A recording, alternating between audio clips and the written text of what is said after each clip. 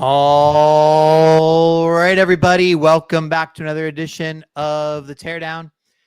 My name is Jeff Gluck. I'm along with Jordan Bianchi. I am currently sitting at Circuit of the Americas in Austin, Texas, watching a nice Texas sunset out the window here overlooking Pit Road. Jordan is back at home. And, man, what do you think, Jordan? What did this race look like on TV today? I mean, it was an interesting race. I thought the first stage was pretty good. It kind of set the table, and you're like, okay, we got some really good hard racing. And then the stage two and kind of into stage three a little bit, you're like, this is just not shaping up how I thought it was going to be. And I don't say it was going to feel like it was a runaway, but it felt like it was Kyle Busch's race to win or lose. And he didn't do anything wrong. I mean, then the caution fell for his teammate, ironically, Austin Dillon, and that re-racked everything a little bit. And the last, what would you say, ever since that last restart, I think he went 9 to go, was just some of the best road course racing. I mean, it's phenomenal racing. I mean, you can go back to Watkins Glen last year with SVG and Chris Buescher, and that was sensational as well. I mean, this is just some of the best road course racing we've seen some time, and it seems like we're getting that more consistently now in road courses, and we're getting away from the talk of this car sucks on road courses, et cetera, et cetera. Like that's just really is getting more and more pushed to the back burner. Well, let's take a step back before we get into all this, because it looked like it was going to be a very interesting strategy race with about 20 laps to go, because Kyle Busch had pitted under the green flag cycle, and he pitted 3 laps earlier than Christopher Bell. Christopher Bell gets passed even by Byron then on pit road. Kyle Busch has clean track. Christopher Bell falls to third, but with those 3-lap fresher tires, he's starting to make headway. He gets within 4 seconds of the lead, and then the caution comes out with the Denny and Austin Dillon incident.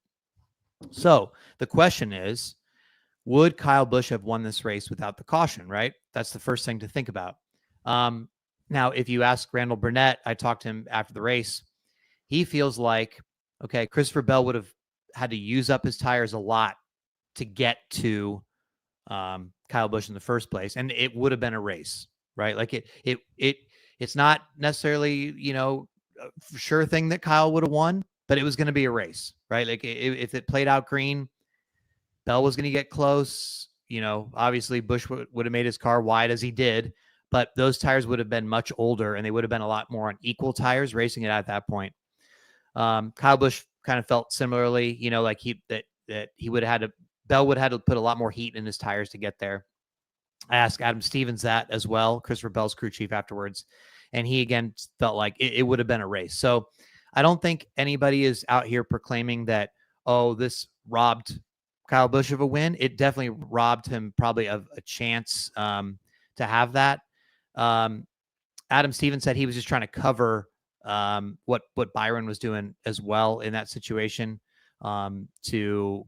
he knew that he was going to have a chance to race it out and come back up through the field on a little bit fresher tires, which he did, because tires, I'm not saying they made a massive difference, but they made a difference.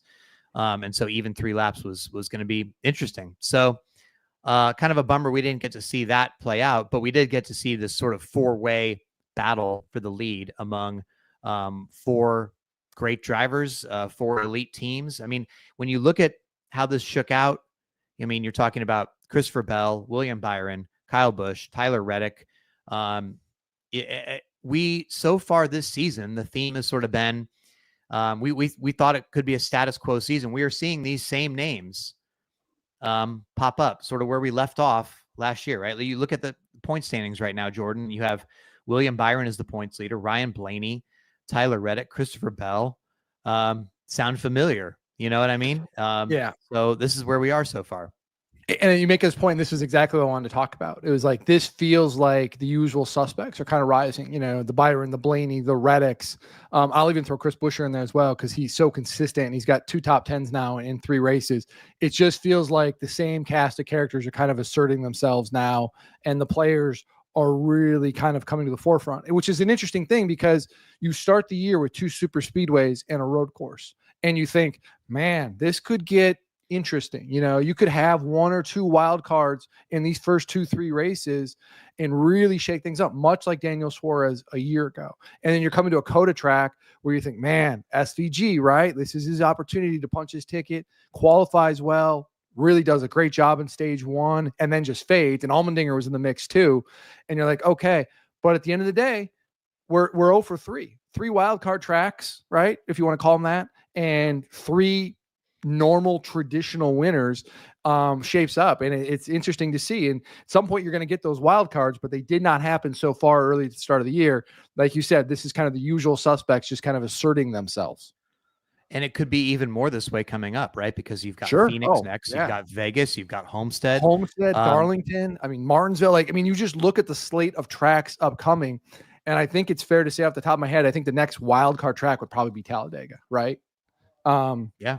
And that's not until, you know, late April. And I mean, we're going to talk about Christopher Bell here in a second. And we mentioned this last week on the show, but this really feels like Christopher Bell has an opportunity here to get 4. I mean, I'm not kidding when I say this, like 3, 4, maybe like he can just run off a bunch of wins. He really honestly could. It would not shock me at all when you look at the tracks that are upcoming that fit his skill set and places he traditionally runs well. Homestead, Darlington, Martinsville, Phoenix. Like it's like, wow. Okay. Las Vegas, by the way, where he almost won last fall. Like it really, and we're going to talk more about this again, but it really is setting up to be like, this is a Christopher Bell heavy part of the year for him. Well, we went from talking about, man, Joe Gibbs Racing didn't win all of the second half of last year. I can't lose. Yeah. Now 2 in a row here at a super speedway and a road course heading into some pretty strong areas. So as you said, Christopher Bell won the Phoenix Spring Race last year. Christopher Bell should have won the Vegas Fall Race last year. Those are the next 2 tracks. So yeah, it's it'll be very interesting to see where this goes, because it's sort of like already looking at the standings. It's already starting to shake out a little bit.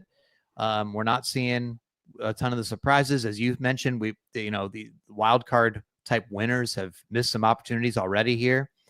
So this could be a very interesting tone setter for what we're going to see.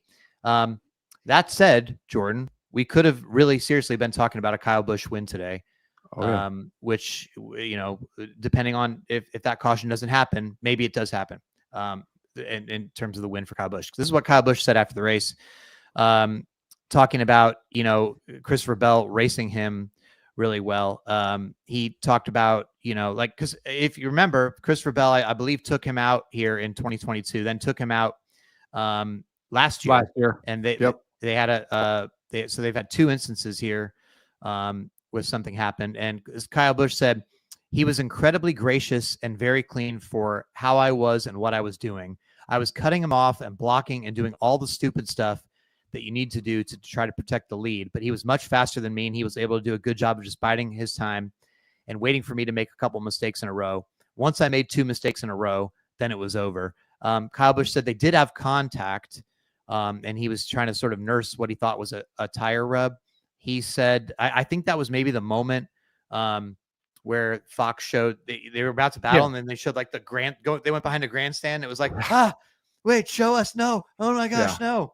I think that might have been where they had contact. I don't think we ever. No, they had contact coming through turn like 3, starting the S's there too.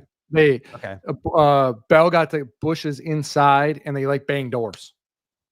And that was the moment where it was like, whoa, this is gonna. And then Bell couldn't complete the pass and had to reset. It looked like Byron was going to jump on him, and then I think that was when Kyle came on his radio shortly thereafter and said he feels like something broke in the rear end. So that was the moment where it really kind of went sideways. Gotcha. Okay. Yeah. I mean, that would have been pretty big for him, but still Kyle Busch, it feels like he's got a little bit of mojo back. It feels like he's got a little bit of momentum. I know it's 2 super speedways and a road course, but I don't know, like it feels like he's got confidence, a little bit of swagger again. I mean, you know, I don't think we would have gone into this race going, Kyle Busch is one of the favorites to win on a road course. We hadn't seen that in a long time. So I don't know. What do you make of Kyle Busch? I understand what you're saying, and you're right. And we have talked so much about how Kyle Busch needed a strong start to the year. Richard Childress Racing needed a strong start to the year, and they've gotten it. They don't have the wins to show for it, but they have the performance. Even if you just take away the super speedways, just today was a great example of this. And I think it shows too, you go back a year ago, Kyle, almost won the Southern 500. He almost won in Atlanta. There was a couple other places along the way where he was really competitive, and anything changes there along the way, his season takes on a whole different complexion. He's playoffs, et cetera, et cetera. And it feels like the changes that RCR touted over the offseason. And we made a lot of outside personnel, which is really unusual for that organization. Different ideas, a 30,000 foot perspective, et cetera, has really started to pay dividends. And it does feel a little bit different. You go to a racetrack like this and I don't say dominated, but he did lead the most laps. He was in control of this race for a large portion of it. Like, this is different. Now, all that said, like, I don't want to be that guy, but I got to pump the brakes a little bit because I need to see now going to a traditional ovals.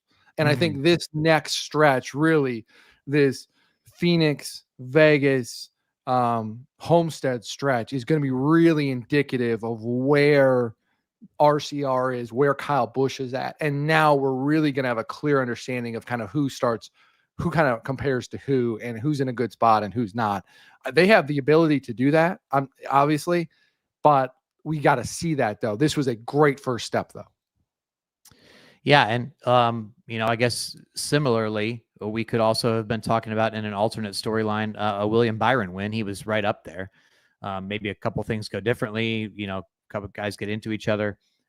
William Byron is the winner, and then he would have been, he's won two out of the first three races. So yeah, either with the first and second place guy, somebody was going to win two out of the first three races.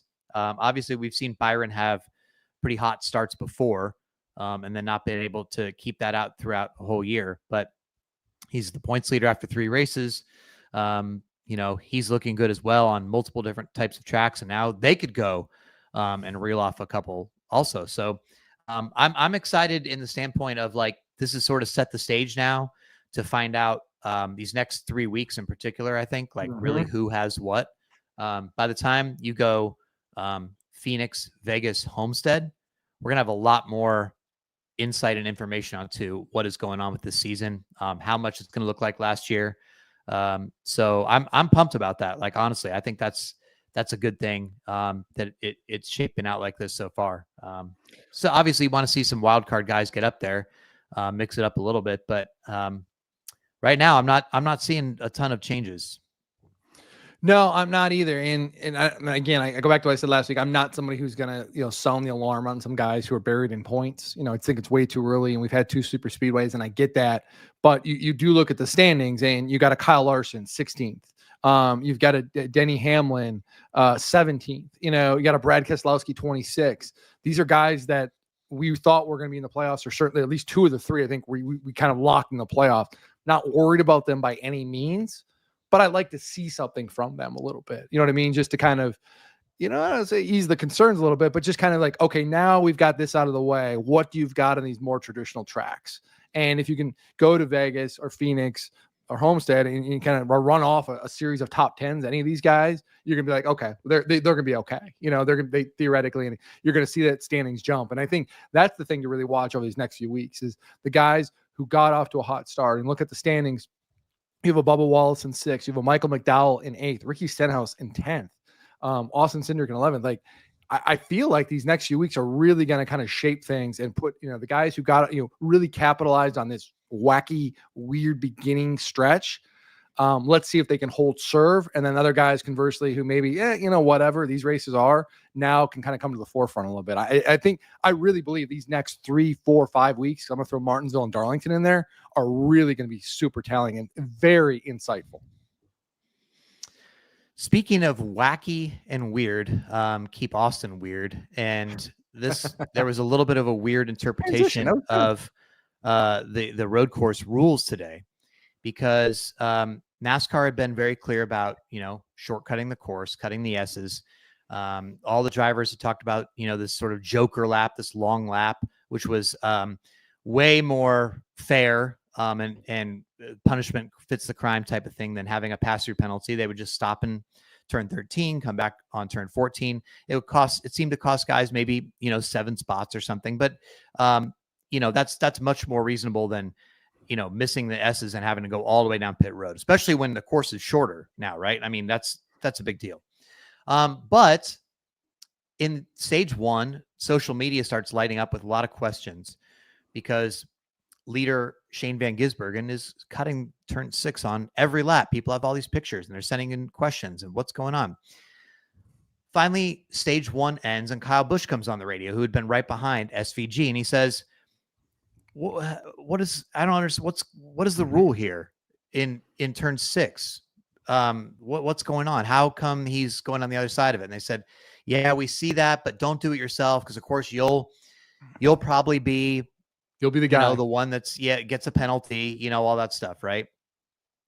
So they say, his team says, hold on, we're going to check with NASCAR. This is during the stage 1 break. And they come back and they say, guess what? NASCAR says that they're going to police turns 3, 4, and 5, but not turn 6. So feel free to go through there. After the race, Kyle Busch was upset about this and said NASCAR ain't got a clue about what they're doing officiating wise, I guess with the S's. Now, it's important to note the original plan was to put like some big 400-pound barriers. Oh yeah, I saw that in the S's, right? And the drivers on their track walk on Friday walked the track and they went to NASCAR and they're like, "Ooh, this is not going to be good." It never made sense to me. Like I saw the photos of it and I was like, "There's no way that someone's going to get like literally hip checked into those, and it's going to be just a cluster bleed." It's one of those things of like, really, do we think this thing through? Well, so like Ricky Stenhouse Jr. told me yesterday, he said I think that could have broken somebody's wrist because if you hit that with your front, it would rip the steering wheel out of your hand.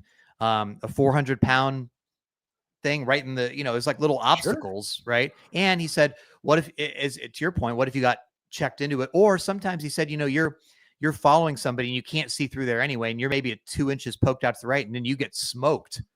You can't even see it. So they took him out. Yeah, go ahead. I'm sorry.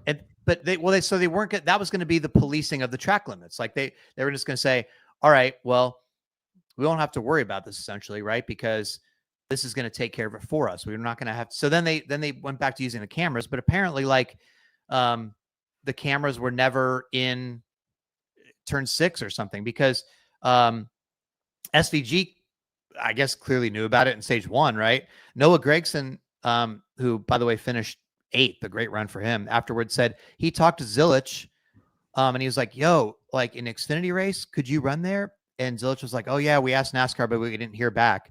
And Noah Gragson said, well, I saw other guys just start going through turn 6, so I just thought I could do it too.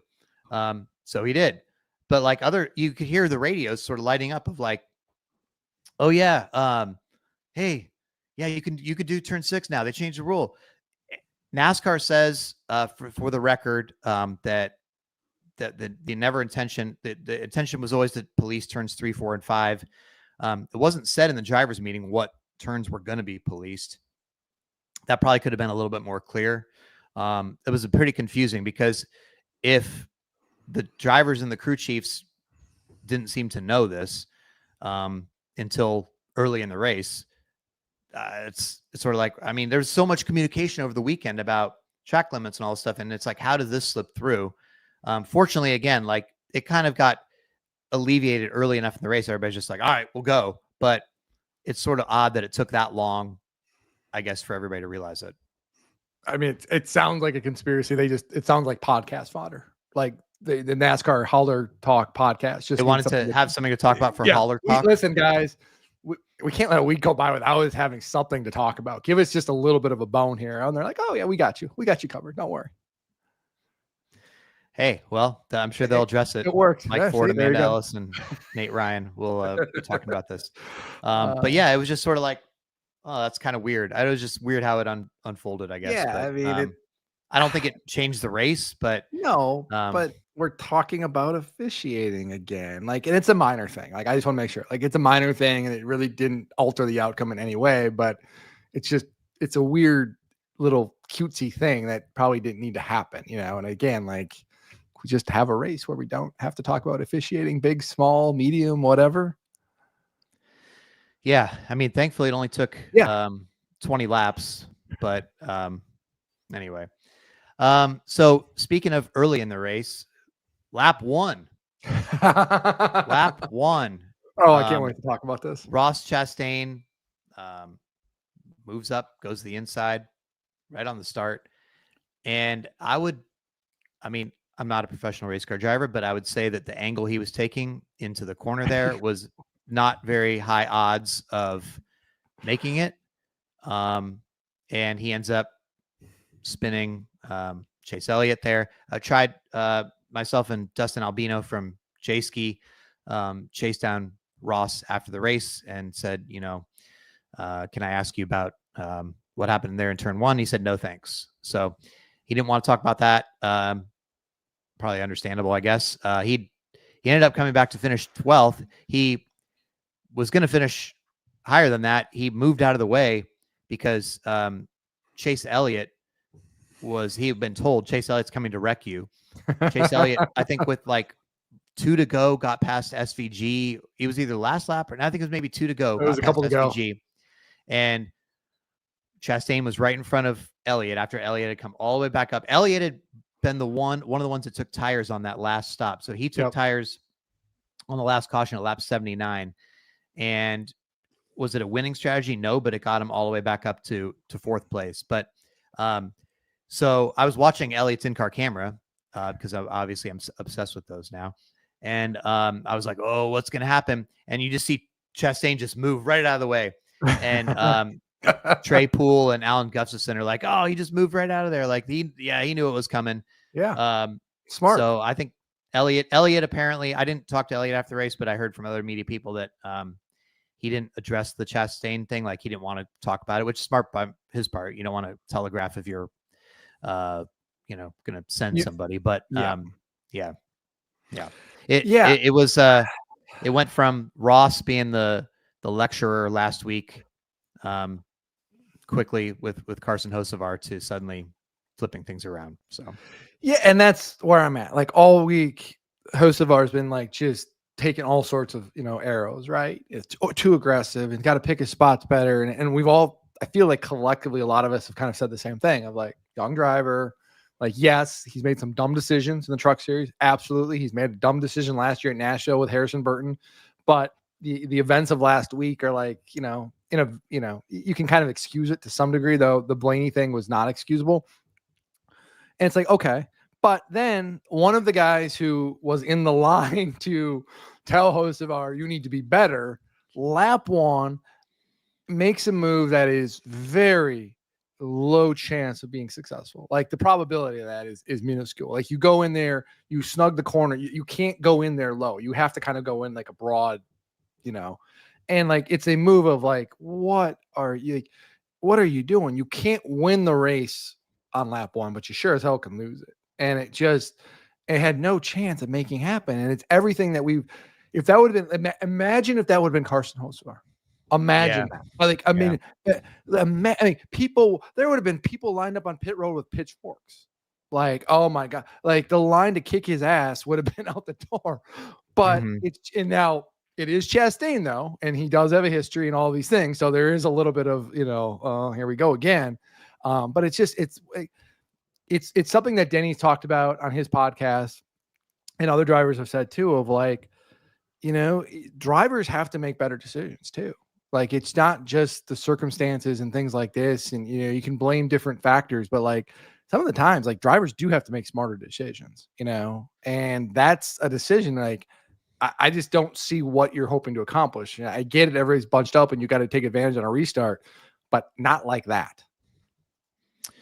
Well, one of the people it affected was his Trackhouse Racing teammate, Connor Zilisch, making his much anticipated Cup Series debut at age 18, qualified 14th.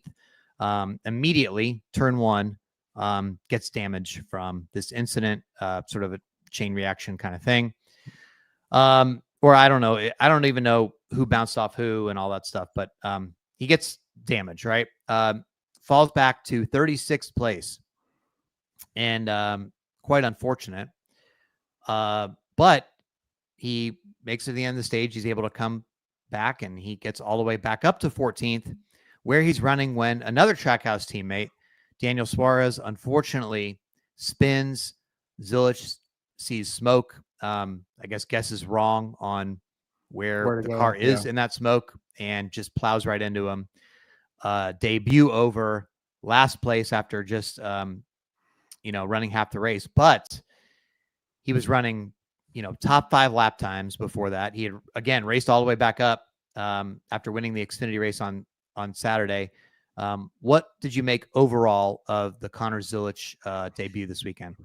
You could see the talent. The talent is unmistakable. Like really, really talented driver. Going to do some big things in the sport, but also a young driver, a rookie in the Xfinity Series, not even Cup Series, a rookie in the Xfinity Series who still is mistake prone. And that's not a knock or criticism. That's just a fact. Like he still has he's a diamond in the rough and that needs to smooth it out a little bit. You saw it again. You saw it last year in the Truck Series race here, right? Starts on the pole, got super excited, overshoots turn 1. Makes a mistake in the Xfinity Series race on Saturday. That was an unforced mistake. You come down pit road, lights are on and didn't see it and everything like that. You don't need to make that mistake. And then today, the Suarez thing, it is what it is. There's nothing you can do. I mean, that's just the shenanigans of road course racing, right? I mean, especially in that set of turns where a guy spins out, smoke, you can't see. But the talent's there, and he is so good. He is so good, and he's going to win races.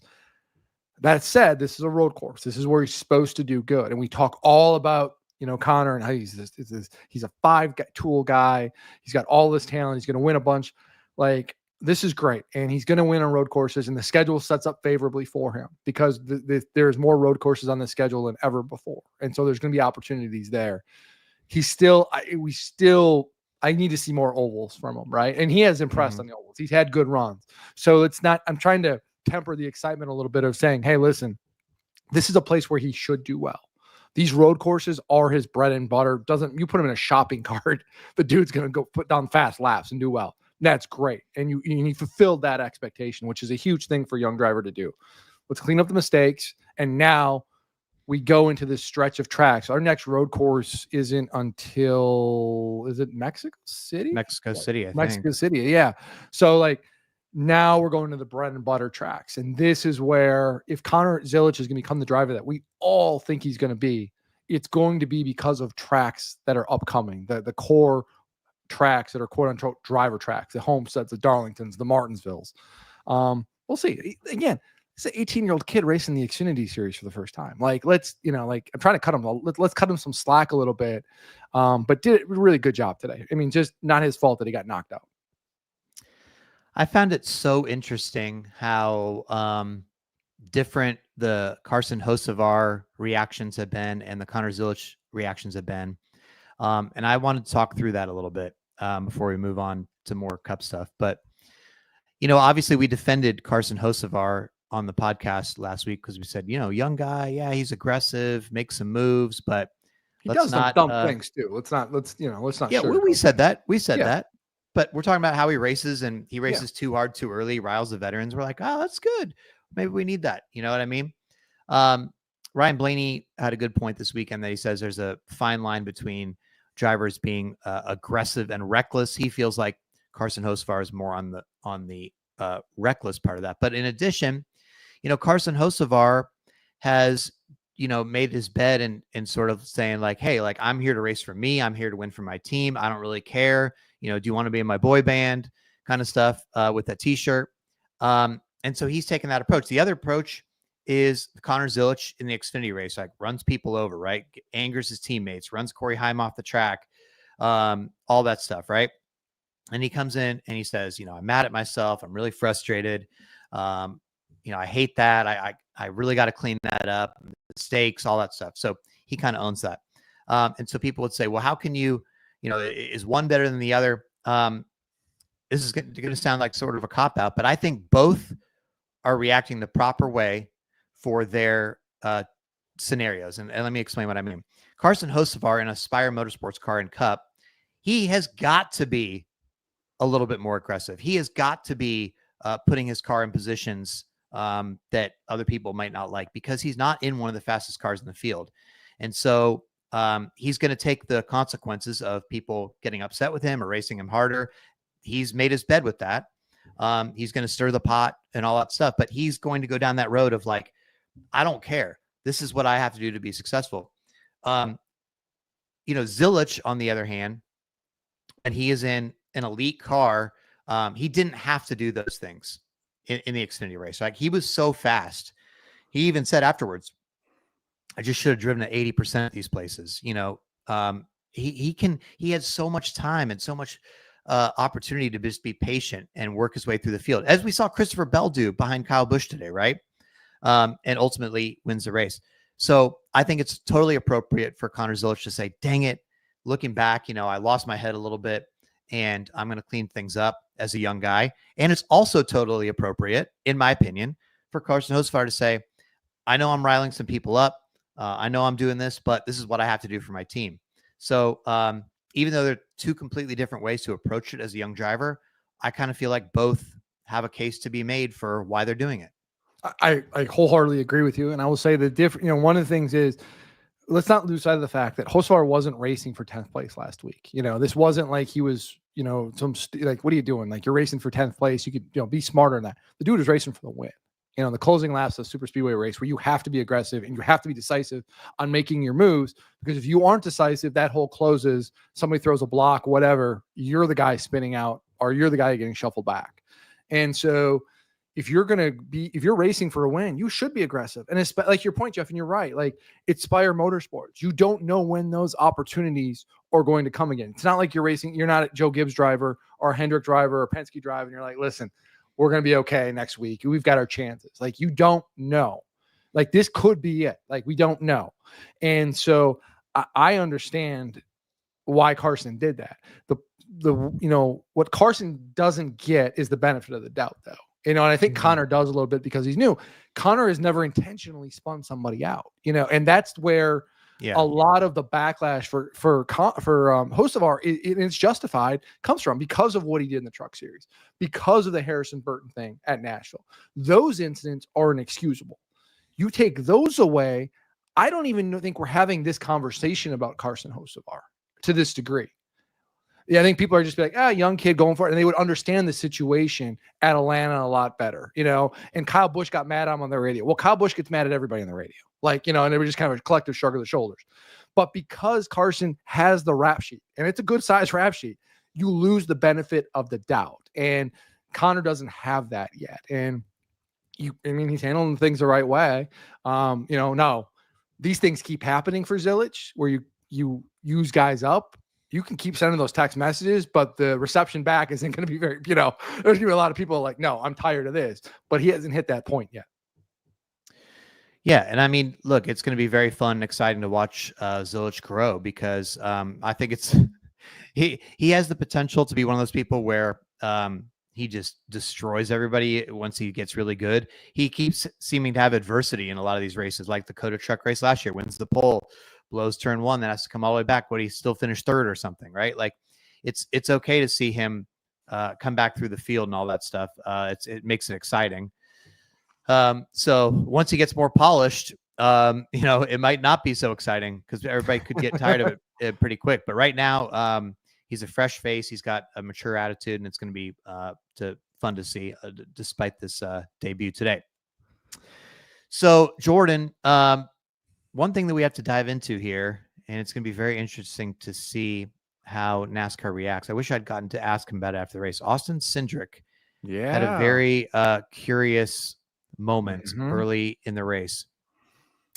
From the replays, both in car and the main TV replay, it sure looked like he got forced off the track and then came down and right rear hooked Ty Dillon right into the fence.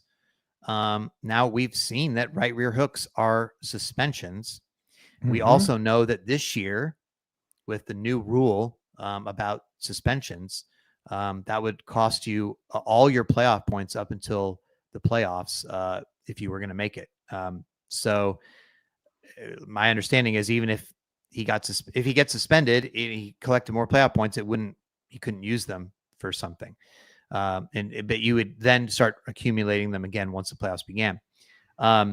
What do you think of this incident? Is Austin Dillon possibly at risk for a suspension right now? It wasn't an oval, so maybe NASCAR would say, hey, this wasn't an oval. He did get hooked into a wall, though. So where do you think, what do you think happens here with NASCAR? How do you see that? It's tough because of all the reasons you stated. And I'm watching the in-car video as we talk, and it's like it's very, I don't want to say subtle, but it's not as deliberate as just like a complete veering, like a left, turning left kind of thing. But it does move. Like he does go into him, and it does seem intentional. So I don't know how NASCAR handles this, because it almost, if you, the precedent's been set. We've seen the last few years how these things go. It's really tough. I mean, it's not a high speed area of the track. They're just kind of coming through a corner. It's not like they're, at the top of the hill or anything like that. Like at speed, it's really tough to look at this and say, is this suspension worthy? Because I do feel like if you suspend it for this, the box is really, really open. I mean, side by side with them. I mean, I guess you could make a case of like he's trying to just come over and he misjudged it because it's that. I mean, I'm saying you could probably make that case. I get worried, and I don't want to go back to our Richmond conversation, but like this is a thing where, to me, this is you got to be really careful about this. Like if you do this, you are really opening up the box. You are going to, I mean, to this point, like you're going to start seeing suspensions on the regular. I don't know. I don't know how you handle this if you're NASCAR. I really don't. It's going to be fascinating, and it's going to set a really big precedent going forward. What would you do? So Seth Agert, who keeps the retaliations chart on Motorsports Reference, the site they're doing with all the charts and all that stuff. Yep. He tweeted during the race that looking through the retaliations chart, when both drivers have continued in the race, as Ty Dillon was able to continue today, and obviously Cindric did as well, he posts that it's historically been a points penalty, not a suspension. Okay. Now, obviously, I don't know that that's a policy by NASCAR. I've never heard NASCAR say that. But in his big, huge chart of all the retaliations that he has on the site that he keeps updated, when both drivers are able to continue, even if it's a right rear hook, I guess, it's been a points penalty. So I take that for what it's worth. That's historically what it's done. NASCAR could probably also say, hey, it's a road course. Was Gregson didn't get suspended for Road America with wasn't it Sage Karam? No, he did not. And neither did Hocevar last year, by the way. Okay. Because the Gregson one is probably the most egregious example of a really aggressive road course wreck, right? Yeah. Oh, yeah. Definitely. So, I mean, they were at speed there too, like, and a really bad part of the track where let's be honest, Gregson deserved a suspension for that one. I think he would have gotten one if the suspension policy had done what it is now. Like it sort of evolved. So yeah, this will be a very interesting move because it'll sort of set or continue to show us what the precedent is. I don't know what they do here. I don't know. And I'm not sure. So Hocevar got fined $50,000 and docked 25 points for contact and spinning Harrison Burton last year. This was under caution too, by the way. How fast do you think they were going when he got spun today? I couldn't guess. I'm not good at because they were coming out of turn 20, right back on the front stretch. Isn't that where it happened? Yeah. So they just accelerate. They're not even a start finish line. So maybe they're going, I don't know, 60 miles. Oh, hang on, I got it right here. Hang on, I got the in car. Hang on 1 second here. Yeah. You have the telemetry. Yep. 60, 80, 97. It jumps all over. So it shot anywhere from like 80 to, let's just say 75 to 100, somewhere in there. Like, because it was shooting all over. Well, it's a little faster than I thought. Yeah, but still, man, I will say, like, again, like we've seen guys just completely like veer and hook somebody. This was a little bit more of a subtle, like almost. This was like more of an old school payback in a way. Like, and again, I'm not saying it's okay, but Still a right rear hook, it's though. still a right rear hook, and the precedent's been If set. you're gonna say right rear hooks or suspensions, that's a right rear hook. Yeah, I mean, Right? I don't think So like, and if you don't, you cite Hocevar and things like this. It's like, okay, are we tiering these now? Like, how does this work? Like on a short track, it's yeah, this. On right. a road course, it's this. But if you're on a fast track like a Las Vegas with Bubba Wallace or Chase Elliott at Charlotte, it's going to be this. Like, is that go into account? Like, I probably factors in. I would say, I don't know. Great. Listen to Holler Talk on Tuesdays. Yeah, no, I mean, it's definitely going to be one of those situations where we probably end up saying, okay, well, the right rear hook is a suspension unless it's a road course, unless it's, if that's what it turns out to be. So I don't know. I really don't know. I would bet that I'm not sure NASCAR knows what to do yet either. So let's see what else about this. I'm trying to look at the running order here. SVG, I thought, by the way, he had before that caution, he had the best tire advantage. Yeah, he was terrible on restart. Actually, even after the caution, because SVG had 3-lap fresher tires than even Bell did. He did, so he had but he hated 6-lap fresher tires. He had it what? He hated that last set though. Oh, well, you could tell because he got bottled up by the field and faded back, and then he came up to 6th. But I thought for a while there, I was like, wow, advantage SVG here because he was restarting 6th. He had way fresher tires, and it was like, oh boy, here we go. But yeah, he just was on the wrong end of that restart, and that was the end of that. But that was all day. He struggled all day on restarts. Like he just could not get his car to go. And I think this is a point we're talking about is, we both picked SVG to make the playoffs based on his road course prowess. And like, okay, he's going to win one of these 5 regular season road course races. But today's a perfect example of like, it's almost fool's gold because we did this with AJ Allmendinger a few years ago. I know. Like, you just don't know. Like, you can be as great as he is on road courses, and you can start off great, like dominate stage 1 and look like you're going to roll, control this race. Your car fades. Other guys get better. You get a bad set of tires. Your car doesn't restart. All of these things are going on. Like it's so easy to look at a guy like SVG and Allmendinger and say, listen, and I'm guilty of this as anybody, and say, man, they're going to win one of these road courses. They're too good not to. But it's almost like we don't appreciate or give enough credit to the other guys, like a Kyle Busch or William Byron or Christopher Bell. I'm like, damn, these guys are good too. Like these guys can hang. And this just shows you, it's like SVG and Allmendinger, who faded really bad at the end too. Like this is an opportunity for them to punch their playoff ticket, and it didn't happen. And if we only think their path to playoffs is winning, they only have 4 chances left, and they lost an opportunity today. And that's a big storyline for me coming out of this, because this now is a missed opportunities for them, and it puts more of a squeeze on those next 4 races for them. Yeah, it's I kind of starting to almost doubt my playoff pick after today, just because I thought, oh man, this might be harder, might be a little bit harder than it seems. I mean, it's just not so easy to go out. Yeah. You go back to Watkins Glen last year. He was great, but he made a mistake. Like Buescher forced him into a mistake, and he bumbled. But that happens. But that just shows you how hard it is to win these races. And it's like, for these guys, they don't have a 1 in 26 shot. They really have a 1 in 5 shot. Somebody that was actually really, really good on restarts today, Noah Gragson. I was so puzzled after the race. I thought, I was like, did I miss something on his strategy? Did he take fuel on the last stop? So I went up to him, and I was like, because I missed kind of how he got up there.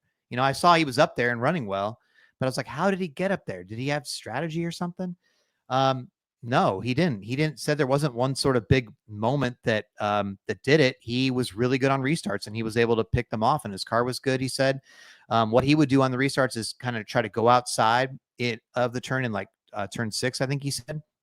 And everybody else was kind of getting bottled up, and he kept picking him off, and he just, all the restarts sort of went his way. So yeah, I mean, this is really positive in his case, because he had looked good at Daytona, but gets wrecked out. He's sort of like, man, this is a really struggling start for him after the 2 super speedways, just not getting the results. he picks up 9 spots in the points today, moves up to 27th with a top 10 on a road course where you're not really thinking that, hey, Noah Gragson Front Row Motorsports is going to go get one. But Front Row ended up having 2 cars in the top 10 today. So, that was a really impressive run for him. And I think he needed that a lot. He really did. And it's one of those guys who didn't have a great start to the year. Super speedways, everything else, Gilliland too, to leave here with a top 10, like it's good, a good rebound. And now we'll see how these guys do. But, Front Row is one of those teams of a lot of promise and potential, but they've got to go prove it. It's kind of an overhaul this year, bringing in 2 new drivers and crew chiefs and everything. Not the start you wanted, because Daytona and Atlanta are opportunity tracks for Front Row where you think, hey, listen, they're going to do really, really well. And that kind of, much like SVG today, it kind of slipped by those guys. But Gragson, like we forget, like last year, Gragson had a really solid year. Like, I mean, with all of the turmoil and everything else last year at Stewart-Haas Racing, he ran the full season last year. That was the first time he had ever done that. He had like an average finish that was in line, like really respectable. He, finished well in points. I think he was like 21st or something in points. And so like, we just don't give him enough credit for what he did last year, and we overlooked it. He's a really talented driver in the right setting, can have success. If you put him, and if you put him in a situation where he's got good equipment, he's going to do something with it. And today is a good example of his ability to go out and show people like, hey, I can do things at this level. If you can build this team around me, I can carry these guys forward. Jordan, before we went into the week, you did a story where you talked to Bobby Epstein from COTA, runs the track here. He said it seemed to, I'm paraphrasing here, you could go into this, but he basically said we'd love to have NASCAR back. It's sort of up to SMI or Speedway Motorsports. What do you think? What do you think happens here? That was a big talking point this weekend in the garage. Everybody's like, you think this is the last COTA race? Should they come back? They tried the short course. People love the city, but some drivers saying maybe it's time for something new. I don't know. The crowd was that amazing today. It seemed okay, but it was hard to tell because it's a road course. Yeah. What do you think? What's your gut say here? I think it comes back. I mean, if you just, for multitude of reasons, and I can't speak to the crowd. I had heard, and the people I talked to, they were optimistic about ticket sales. The weather was really good. They felt like this is a good opportunity. Also, they spread out from Texas Motor Speedway's date even further, which is a nice thing. But for all the reasons you mentioned, one, great market. Drivers love the track. World-class facility. It's, the track seems to put a lot into this. They're building a freaking amusement park there. Like it's not, they reinvest in that. You put on great racing. Like, I don't know how you could watch those, the first good part of the first stage, and then the last 10, 15 laps. Like, that's as good as it gets on a road course, man. Like, that's damn good stuff with these guys. So good market. That sponsors, by the way, this is really important. Sponsors want to be there. Like, I talked to so many teams, and they're like, listen, we have sponsors that they circle this. This is a big market for them because they want to bring in people to Austin and do the Austin thing. And then we bring them out to the track, and it's a world-class facility. And so you look at this. Yeah. And then the other thing too, there's a couple things more. One, you need warm weather tracks. Like, we can't lose sight of this at this time of year, especially with what's going on at California Speedway. Like, you need warm weather tracks to kind of bridge this. And I got to tell you, like, the weather this weekend could not have been nicer. It was so freaking nice. I was like, oh, I mean, there was not a drop of rain. I don't even know if there was any clouds. I mean, it was just pleasant, upper 70s, low 80s, cool mornings, but just nice. And it was like, oh, for this time of year, I mean, the beginning of March, I mean, that makes a big difference for sure as NASCAR is looking for places. So I think that's a great point. Honestly, that really is a great point. I want it to come back. I just don't know if they will. Bobby Epstein, when I talked to him, was optimistic, cautiously optimistic. He said, like, everybody's sitting down this weekend, and it's a 1 year. They kind of operate on a 1 year deal. But the other thing about this is let's say they decide, Speedway Motorsports decides, hey, because it's their date. It's not really a COTA decision per se. Like, COTA wants this to continue to happen. They're happy with the relationship, but it is a Speedway Motorsports decision ultimately because they rent the facility and it's kind of their date. Where are you going to put this date if you're Speedway Motorsports? Like, where where are we clamoring for like a racetrack? We're kind of out of the racetracks right now. Like, oh man, like for so long we talked about, oh, we should go back to Nashville, or we should go to COTA or Road America. Like there was always this list of tracks we talked about. Like, oh, we need to go there, there, and there. We've kind of checked a lot of those boxes. I don't see a track out there that Speedway Motorsports could realistically move this date to. Now, you could have the conversation about North Wilkesboro. Like, hey, is it time to give them a points race?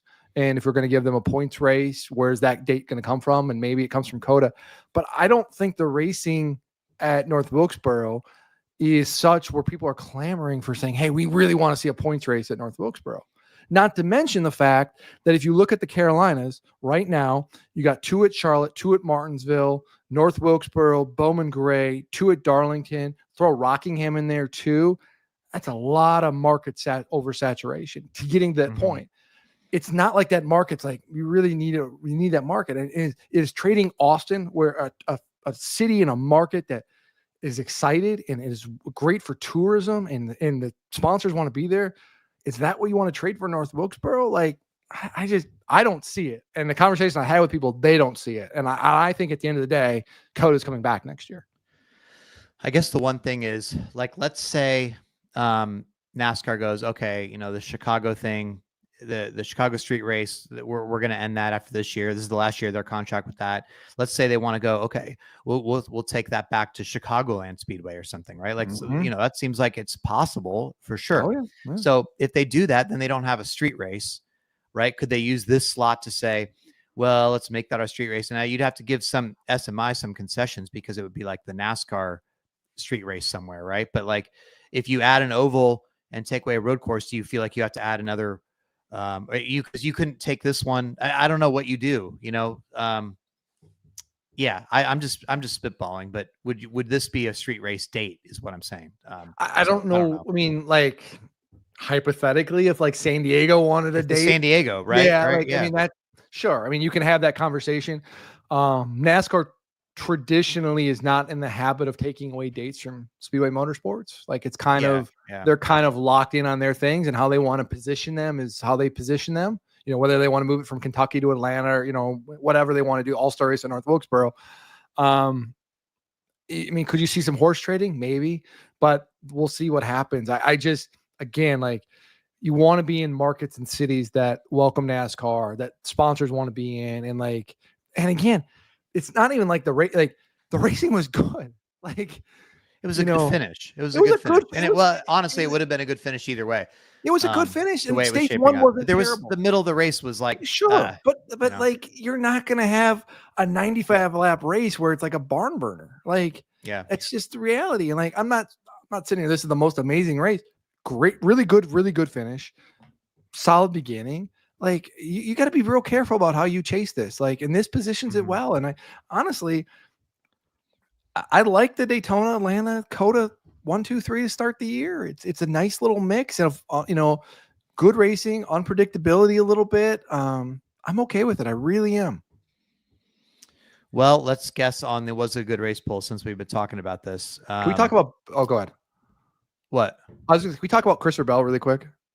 Sure. But I just want to say, like, I feel like and I've said this so many times, like, I'm waiting for this breakout big year. And I just think that this is it. Like, we're seeing it. We're seeing, like, he is a superstar. And I think we're losing sight of that a little bit. He's kind of quiet, unassuming, but he's getting a bigger voice in the sport.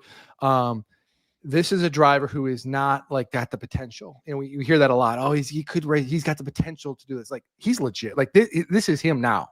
He is a stud driver. It doesn't matter the track. Road course, super speedway, short track, intermediate. It doesn't matter. Every single week he can go and win. He is legit, and he is going to have a mega year. I don't know if that's going to culminate with a championship or not, because the playoffs are the playoffs. But like, he is going to have one of these years. I'm telling you that we're going to look back on. It's like, he's 6-7 wins, 2,000 laps led, a ton of stage points and stage wins. All like this is it's not even a coming out party. It's like, he is here now. Yeah, I mean, he definitely can make that statement after the next couple of weeks for sure. By the way, I want to clean up something. So you probably saw social media. Brad Keselowski was on a stretcher after the race. RFK Racing has tweeted, after his cool suit failed during today's race, Keselowski went to the infield care center to get some IV fluids. Can confirm he is feeling much better now. Thumbs up. So that's good. Good news from RFK Racing. All I saw was the overhead shot of him on the stretcher there, and he did that after finishing 15th, by the way. So he certainly gutted that one out. All right, so good race, Paul. You just eked it out somehow last week to get on the board. I feel like I was so close, and you got to win. So great. That's great. Whatever. You're on the board. It's not going to be a shutout this year, but I could still win the regular season championship and sail on.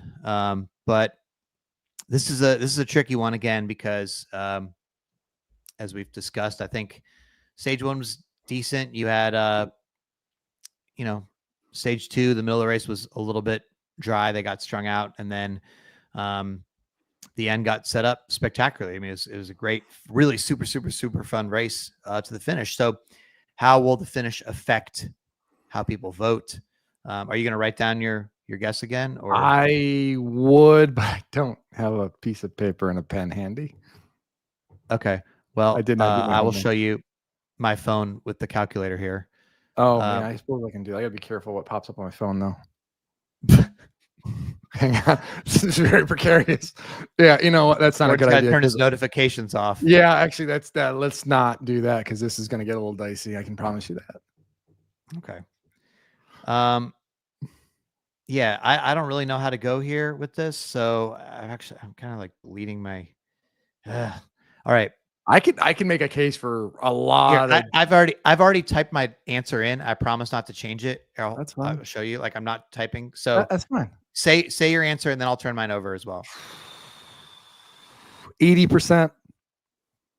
I've got 73.4. Okay. Yeah. You think I went a little low?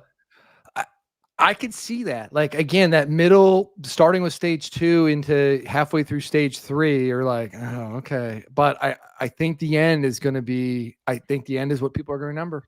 I really do. I'm probably. Yeah, it's possible. I was thinking 77. That's probably more in line what it's going to be. So you're probably going to win. But yeah, I don't know. I like the end of this race so much. It was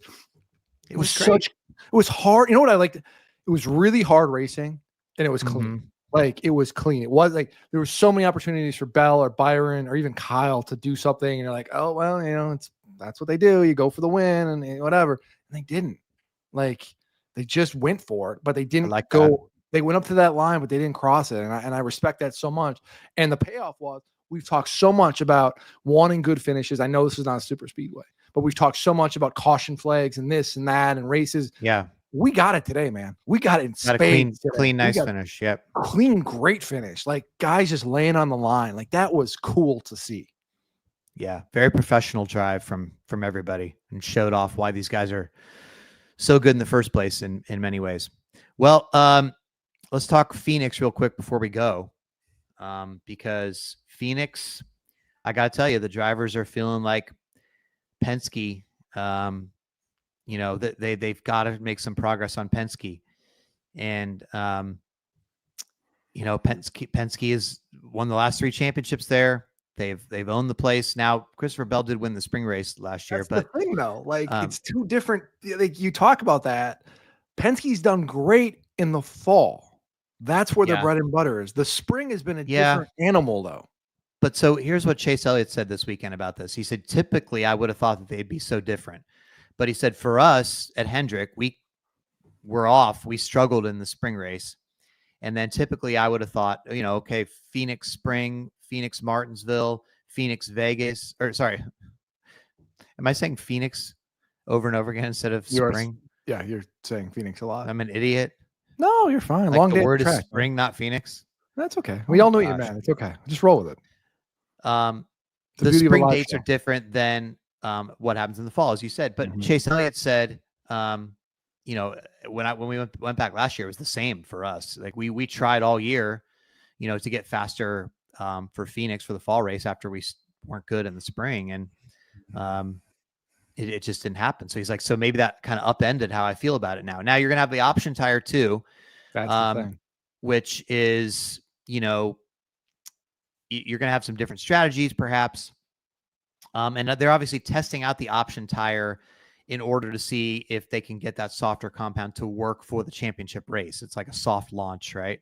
But when I asked Logano, you know, like, oh, are you worried that the option tire, the different tire, you know, could affect Penske? Like, is that going to be change things up for you? And he was kind of like, it's more than just the tire. Like the tires have changed over the years, and we're still pretty fast. So, you know, as Elliott said, Penske has owned, you know, sort of Phoenix and Martinsville. These tracks are really good for them. So this is going to be I think it's going to be notable to see if anybody can make gains. If I tell you what, if Penske comes out and it's like a Blaney or a Logano win or something at Phoenix, oh boy, people are going to. Sure. But that's such a big ask though. I'm looking at the stats for last year's race. You know how many laps combined Ryan Blaney and Joey Logano led? No, I get that. I mean, remember that was the one from Christopher Bell was so fast that he was down. He drove all the way from like what 18th to the win or something on the last green flag stop. So no, I get that. I get that. And 5 Toyota drivers combined to lead 243 laps. Like, and this is coming off a 2023 Phoenix fall race, championship race that was dominated by Penske, you know, and so I just, whatever reason, and I don't know the reason, and Penske doesn't really know the reason. Like their magic is fall based, even at Martinsville. Really, honestly, like it's fall based. It doesn't necessarily correlate to the spring, and so. But there's been changes in most of these springs. Teams have a new car. The rules package has changed, right? This from fall, which is just a few months ago, to now. Nothing's changed. Nothing, except there's going to be an option tire. We'll see. So why logic would say Logano and Blaney are going to come out lightning fast, right? I mean, it's very possible. Absolutely. But I mean, you know, Logano though, this is not first of all, this is an even odd number year. So this is not an even year. Oh, please. And he only turns it on in the playoffs. This is the regular season. So we just kind of have to push him to the side until the playoffs. That's how we do this, Jeff. Okay. I'm not wrong. Well, anything else chat about before we go here? I feel like take a look at the old notebook here. We talked about guys who took advantage of the start of the year. Really strong start for Bubba Wallace. Got a ton of points today. Got a stage win, which is something that this team hasn't done a lot of the last few years. They played the smart game. Really look at where they're at in the point standings. Yeah, really for a new crew chief coming in, really, really encouraging start for them. On 2 tracks, Atlanta and Daytona, where they should be good at. Like Bubba's said this, he's not a road course racer though. Like people need to stop saying that because he's legit been good on road courses now for a while. He's not that upper tier, but he's in the mix. Really good start to the year for him. Who really needed a good year. Conversely, Daniel Suarez, not good.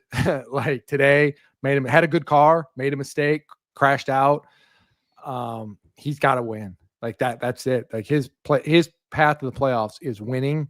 And it felt like he was going to have a chance today too. Like he did. Speed they showed in practice, and that's really unfortunate for him. And he didn't win. And I mean, honestly, I'll say it. Like he's probably racing for his job in a lot of respects, or for his next job potentially. You know, depending on how Zilisch does this year. And so he needed a really strong start to the year. 3 races in, don't sound the alarm bells yet, but concerning. So, well, the thing is too, if you're Suarez, you want to make it as hard a decision as possible or something, right? And you don't want it to be like, well, it's kind of a no-brainer. We got Zilisch waiting, and you know that's the last thing you want. You want to make it like really tough, like maybe we can't let this guy go. No, he's got to win. He's in the playoffs. You know, like make it. You know, like we really want to maybe we can let Zilisch cool his heels one more year in the Xfinity Series, but don't make it easy for them.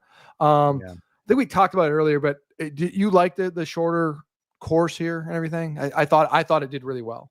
So, yeah, I mean, to me, at first I was like, I would rather prefer them to be running on the F1 course because I think that's where the prestige is in some ways. Now, they cut a mile off it. They basically cut 2 sort of longer straightaways. They cut that turn 8 off that all the dirt was getting on last year, which was stupid. They cut the hairpin out. But, Chase Elliott had a really good point this week, if I can find it here in my quotes. But basically, he was saying, like, these tracks with the long straightaways, Mexico City too, he said, this is an F1 style track, and you have these long straightaways because those cars are designed to have DRS.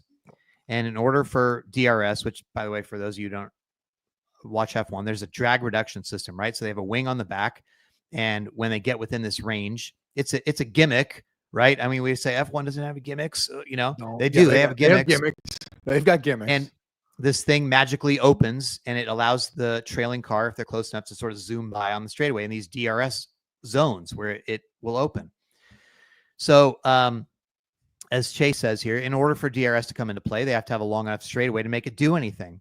But to open up a passing zone for us, the NASCAR heavy stock cars, we don't get to that maximum velocity like these guys do. So to draft the straightaway would have to be maybe double as long for us to see some sort of slipstream effect without some sort of DRS. He said, he closed by saying, so you're just kind of wasting time.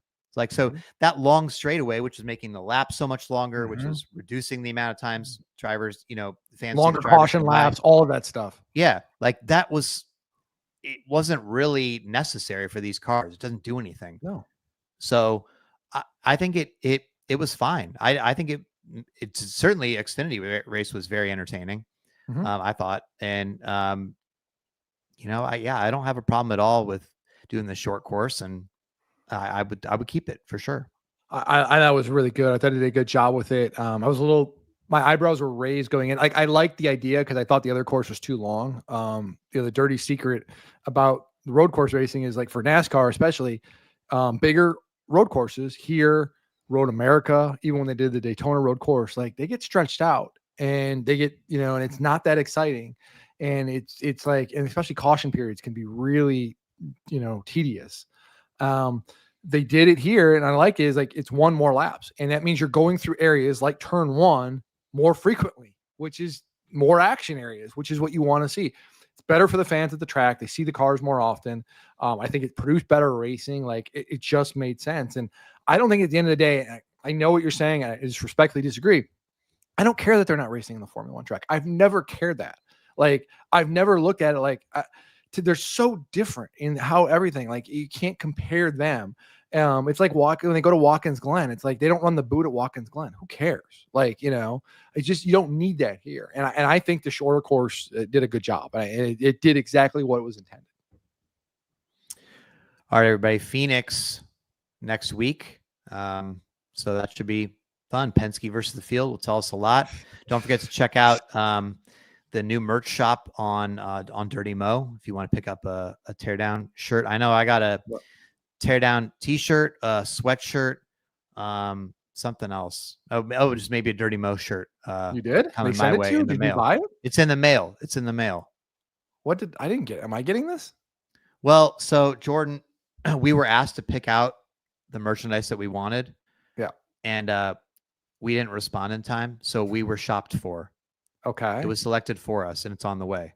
Okay. So I'm getting something, though. That's really all I care about. The end of the day. I just want to make sure I'm getting something. Okay. You're getting several items. That's awesome. Cool. Buy the lemonade. Maybe you're getting your lemonade shirt too. I don't know. If you want a Jordan's Juice t-shirt, by the way, hit me up. We can work something out. Yeah, poor Jordan made his own t-shirts before the Dirty Mo thing. I was gonna do it for the kids. Spent like way too much money on these shirts. Are they still in Florida, or are they? I'm literally looking at them right here. I got a pile of them right here. So yeah. How did you make them? How did you get them back? Stuffed them in one of my 10 suitcases on the way back home, because I have a lot of suitcases. So are you trying to give these away for free or sell them, or what? I don't know. Make a donation to NASCAR Foundation, and I'll send you a t-shirt. So then you got to pay shipping too. Oh, why don't you just bring them to the tweet ups that you're driving to? That's good. Bristol, Darlington, Martinsville, Charlotte, and just give give them to people that make a donation there or something. All right, that's a good idea. They don't have to worry about shipping. Okay, I like that idea better. Yeah, I'm on a budget here, Jeff. Shoestring budget operating over here. Yeah, but how do we really know that you're not pocketing the money? Oh, it's a donation. It's for charity. What charity? Okay. I'm not going all Pete Rose over here, okay? Okay. All right. All right, everybody. COTA's in the books. We're 3 races into the season. Moving right along. Thanks, everybody's listening as always, and we will talk to you next time on The Teardown. See you, everybody.